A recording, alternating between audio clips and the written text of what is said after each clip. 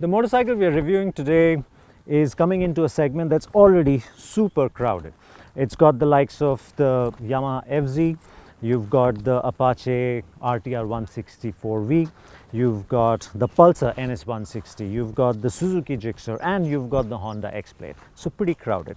But then this motorcycle is also the finest motorcycle to have rolled off Hero's shop floors. And that's saying something because Hero already has the very likable X-Pulse 200 and the Xtreme 200S. This is the Xtreme 160R.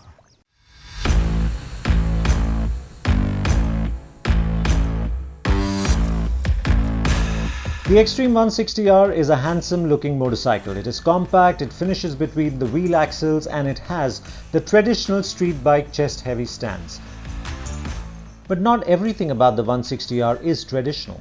The tank has been fused with the side panel, which gives it a curious but palatable look, and there are other interesting bits too. The all-LED headlamp is very space-age and emotive at the same time. The blacked-out tail lamps give the motorcycle a custom-like look, and the rest, the dynamic spoke wheels, the aggressive front fender, the stepped single-piece seat, the sporty rider footrest, and the stubby exhaust further complete the Xtreme's modern, playful, and likable aura. I love the seating triangle on the Xtreme 160R. To begin with, it's got a seat height 790 mm, which hits the sweet spot for the average Indian. And then when you get astride, you've got this tank, like a really nice meaty looking tank, and it's got these knee recesses which makes it very easy to hold the tank. Plus this extra bit of seat here that helps with comfort and with grip. Then you've got foot pegs which are more neutrally positioned, maybe slightly rear set, and then you've got these heel plates which help you again hold on to the motorcycle really well. The handlebars, for my height, I'm 5'9", it's easy reach. If you tend to bend your elbows a bit, you will get a slightly sportier seating stance, but even straight up, I mean, it's an easy reach.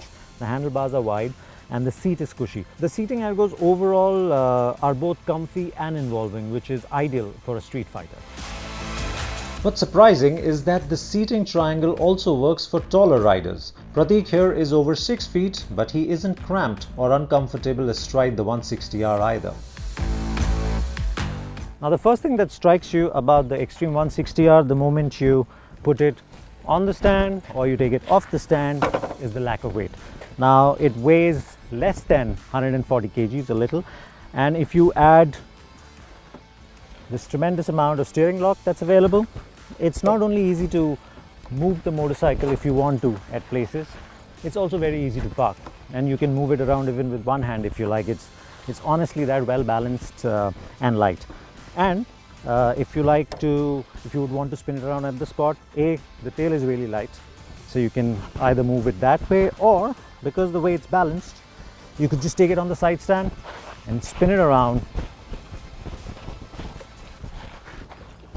It's that easy.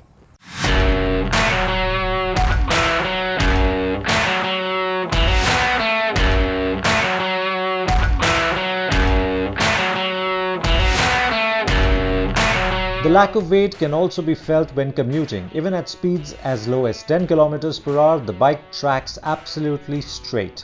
It doesn't flip-flop, so you don't need to work the handlebar. Plus the clutch and throttle operation is light, though the clutch could have been lighter still.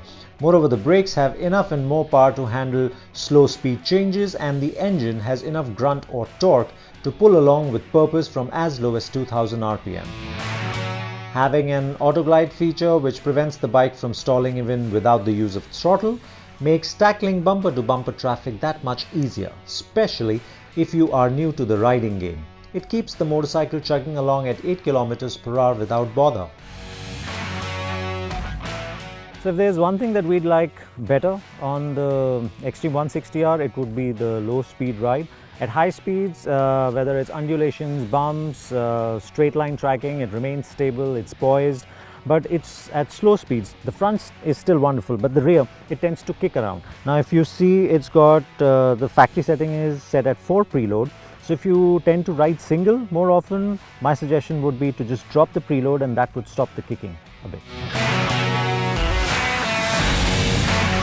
The engine is lovely. It's a 163cc air-cooled unit that makes 15 horsepower and 14 Newton meters of torque. The output figures, agreed, are par for the course and nothing extraordinary, but the torque curve is flat and the motorcycle itself is light. And that means not only does the Xtreme get off the mark with the exuberance of a lively dog, but the mid-range on the motorcycle is pretty potent too. So, overtakes are easy, exiting corners with dollops of throttle is rewarding, and general tomfoolery on the motorcycle is tremendous fun too. It's also a good handling motorcycle is the Xtreme. It is light and agile and effortless. It's also sharp and responsive and brimming with feel. And so, riding it around corners leaves you with this happy, satisfied grin and the urge to come back and do it all over again.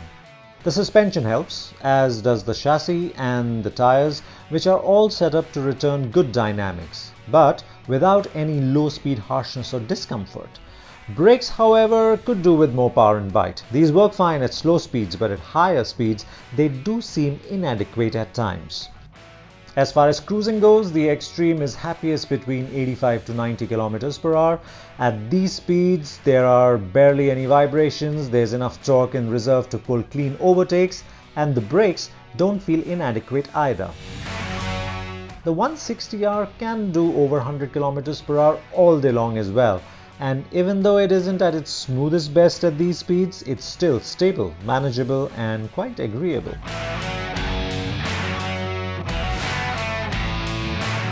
The Xtreme 160R costs 1.21 lakhs on the road, and that makes it the cheapest new 160 in the market. And I say new because you've got the older Apache 160 and the Avenger 160, which are still on sale, and they are cheaper, but only just.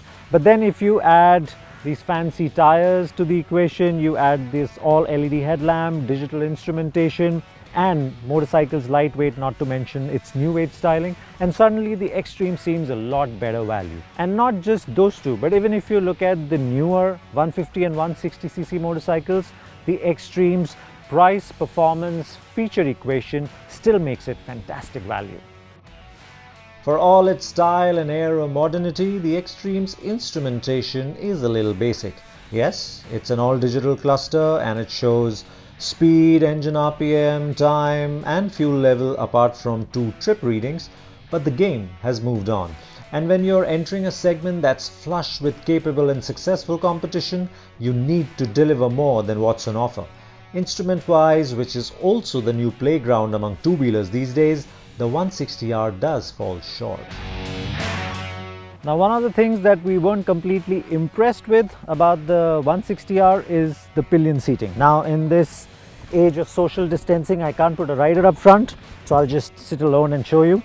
Now, the Pillion's seating triangle seems fine and the seat itself is reasonably cushy, but if I have a slightly taller rider, slightly heftier rider, then that just doesn't give me any space and I end up sitting on the tail or beyond, and that can get really uncomfortable. Plus, if you see the grab handles, they are hidden, which is a great design thing, but it makes it difficult if you want to carry luggage around because it makes it really difficult to strap it on.